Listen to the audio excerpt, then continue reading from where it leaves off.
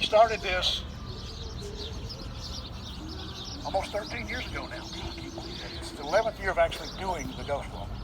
We took an entire year to walk around downtown Huntsville with a real, honest-to-goodness man who communicates with spirits. He sees them, talks to them, can tell you anything about them, and he can actually tell you a whole lot about yourself by shaking your hand. It's kind of scary. I'll keep my hands in my pocket. This man was from Arizona, had never been to Huntsville in his life. We met him in Athens. He walked through a house that my wife's ancestors built in 1846. Told her some things about that house that nobody except her family, and primarily her, knows. And for him to tell her those things, it's not like you can just go read it somewhere. Kind of intrigued us a bit. Jackie and I have taken ghost walks all over the Southeast. If there's a Confederate battlefield or any sort of Civil War battlefield, let me say it that way, or a Revolutionary War soldier battlefield, we have been there and taken the walks. History, love it. That's it. And that woman knows more Huntsville history than anybody else in this town. If you want to know Huntsville history, get one of her books. If you want to know about the murders in Huntsville, get one of her books because she writes true crime. And you're going to hear some of those because this is the most murders of any of the walks that you'll hear tonight. When we brought our medium around, everything that I'm telling you, we have been able to document. There are no made-up stories. I'll probably ruin a couple of stories for you because there's some legends that people have heard over and over again that are going to be, well, sorry about that, they didn't really happen.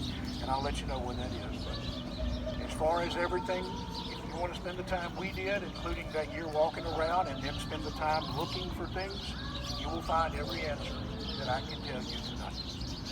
I promise you. As far as we know, we are the only ghost walk in the United States that actually has documented everything we did. Doesn't make us any better or any worse, just that's the way we did it. The agreement with him was, if we can't prove what you say, you can't tell the story. And that's a good thing. We got some great stories we haven't proven yet. Those will be on here eventually because we're working on them. Every year we've been able to add a few. Okay, enough of this.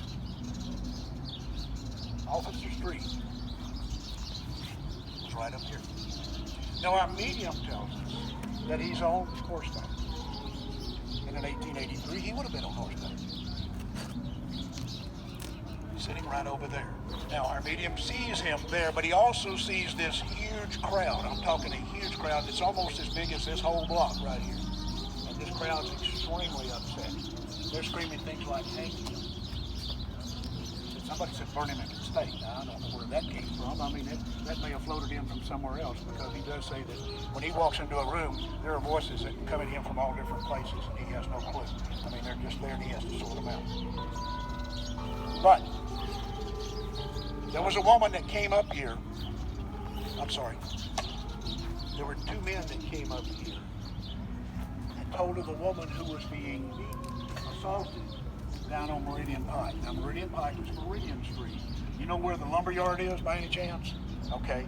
You know that little park that's just right next to it there that they just finished building? Well, there used to be houses there, and this is where he's talking about.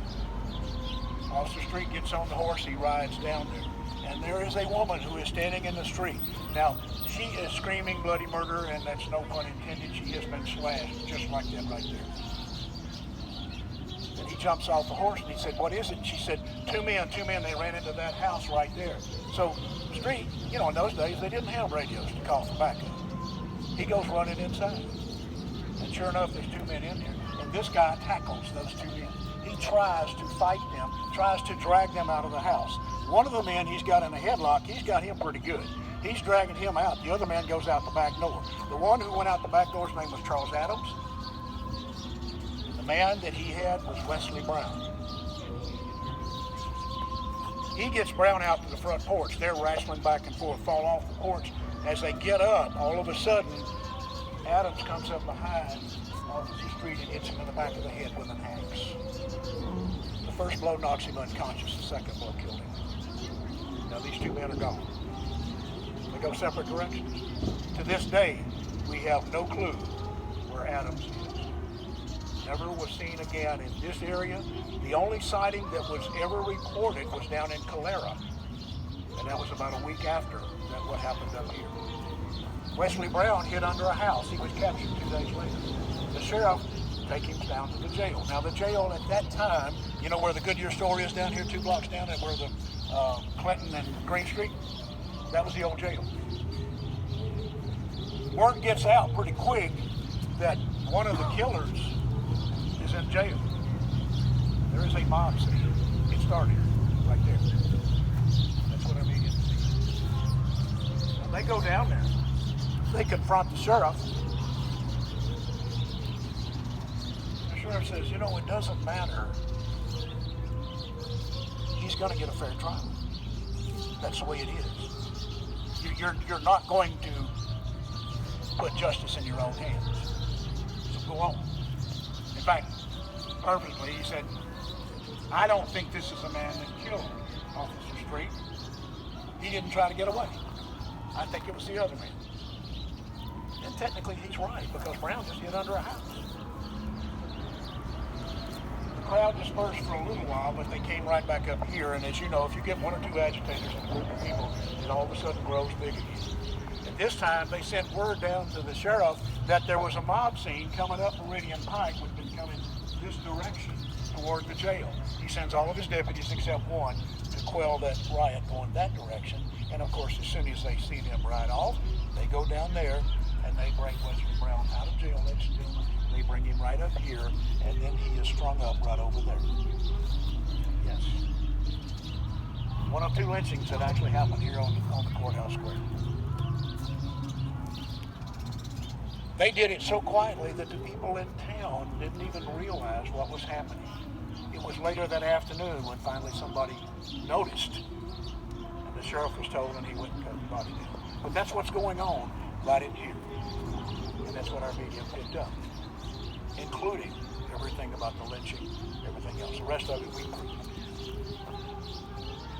So if anybody feels anything, and I know some of you in here, in particular women and children, are much more sensitive than the men. So if you feel anything, share with us. Don't hold back. We all want to be a part of it, in a way. And you too. Now we're going to walk this way. Now, downtown, of course, we need to walk on the sidewalks. There will be places we can walk in the street, but this is not that area, okay? So even if we get strung out a little bit, I will wait on you for a while. Hey, no stopping at any of the other places. Oh, very quickly before we go. The only commercial you'll ever hear from the Huntsville Gospel.